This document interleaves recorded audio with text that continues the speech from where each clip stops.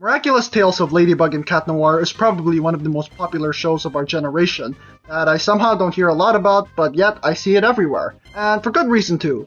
It's a superhero show that's in a high school setting, teen romance, a diverse cast of colorful characters, very deep lore, and sometimes it's a musical for some reason. I don't know, they did it was pretty bad the first time, but they did good the second time.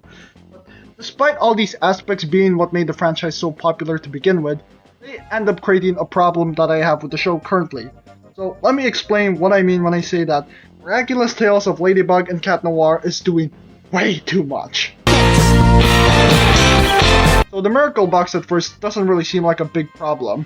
You have the box of Marionette containing the 19 Miraculous of the Chinese Miracle Box, each Miraculous and Kwame containing a unique power of their own that can literally lead their own season. Just look at the Rabbit Miraculous.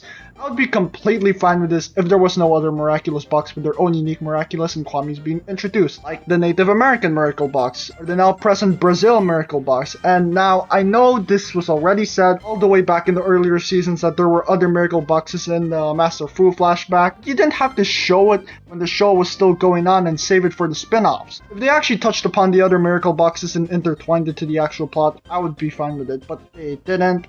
And we already have enough Kwames running around, and I can't even keep track of some of their powers among the original 19, which brings us to the next section. Yeah, there are just too many characters if I'm gonna be honest, and they kinda wrote themselves into a corner with this one by having 19 Miraculous in the Chinese Miracle Box, so they have to introduce over 20 characters, with 19 of them being Miraculous users and the excess people being side characters of the side characters. I like what they were going for here. The amount of characters they have and how diverse they are as well. You can tell a lot of interesting stories with them by having dedicated episodes for them spread out throughout the season. It also helps with the fact that the other Miraculous users are Marinette and Adrian's friend group. Despite how great their individual episodes are, these episodes end up taking away spotlight from our secondary main character, which is Cat Noir, and it made it seem like the writers were making the Miraculous Ladybug show, not the Miraculous Tales of Ladybug and Cat Noir show, which is kind of my main problem with it. But this problem just gets worse with the world specials that came out. In the New York special, we get introduced to a group of superheroes with their own unique set of powers that is not powered by Miraculouses. And at first it's like, oh, that's cool. But this literally just came out of nowhere, and how does this really fit into the lore? And we don't really get a proper dive into these new superheroes and who they really are except for their sidekicks. But I can really push this aside since it's pretty cool that they introduce superheroes, so I'll let it slide. But we get to the Shanghai special where we are introduced to another form of magic that isn't related to the Miraculous with Lady Dragon. So, like my reaction with the New York special, which is, how does this fit into the lore at all? Why are we getting another Chinese related Miraculous thing I don't even know anymore? But hey, at least it's only one new character to focus on, and it doesn't take away a lot from Ladybug and Cat Noir. But then we get to the Tokyo special, and they introduced not one new character, not 5 new characters, but 12 new characters. What I assume is gonna be a 45-minute special. Thomas Astruck, you do not need to introduce this many characters in this special here, because I know that they are only gonna get like 1 line of dialogue each, and some of them are probably not gonna even get a single line of dialogue at all. Now, I'm sure the special is gonna be pretty good. All the Miraculous specials have been really good, and I do like the art style. But there is no way that all 12 new characters are gonna get proper focus in a 45-minute special. They can't even do that with 100 episodes for the main cast. Which leads me to the next tangent, which is... So yeah, apparently the reason for all these characters all of a sudden introduced out of the blue was because they were planned for spin-offs.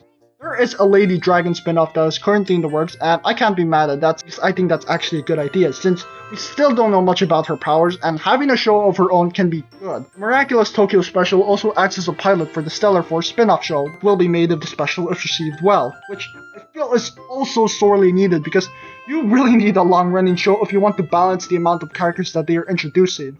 But it doesn't stop there. As of the time of recording this, there is no official announcement for a spin-off of the heroes in the New York special, but there is an idea and concept for it.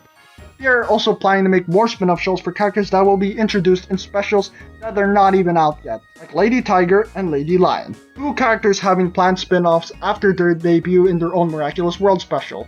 Now, I get it, you want to flesh out these characters and ideas and concepts in your head, but come on, at least be more creative with the names. You already have 4 female characters with the same name structure. Now, I love lore-heavy shows. Look at my channel, I literally watch Ninjago, which is another show that has way too much lore for its own good, and Miraculous is the same. I get what the creators are going for, and I applaud them for that.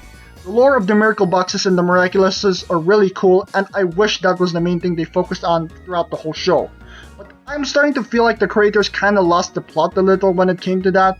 Instead of focusing on things like proper development for our main characters or focus on the Kwamis, we instead are introduced to multiple characters, setups, and spin-offs so fast that we can't even breathe and focus on what we want to be excited for anymore.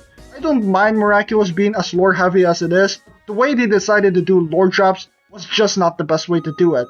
They are placed in the most random spots and times throughout the show that there's just no cohesion to it and doesn't seem to have a proper direction to where they want to take the setups and spin-offs. Because last I checked, Lady Dragon spin-off seems to be in development hell, while the Lady Tiger and Lion spin-offs haven't even started production aside from a few concepts that they've made, and the second Miraculous movie is still confirmed to be happening but is facing multiple delays. Basically, what I'm saying is that the Miraculous crew just needs to slow down because they are doing way too much things right now. Like, you can't just introduce all these new plots and characters when you can't even give proper development to your main cast. Like, I know, ambition is a great thing, but there is a proper time and place for everything, and this was not the right time to do it. That's gonna do it for this video. Check out my other videos up here, subscribe if you want to, and I'll see you guys whenever my schedule clears up.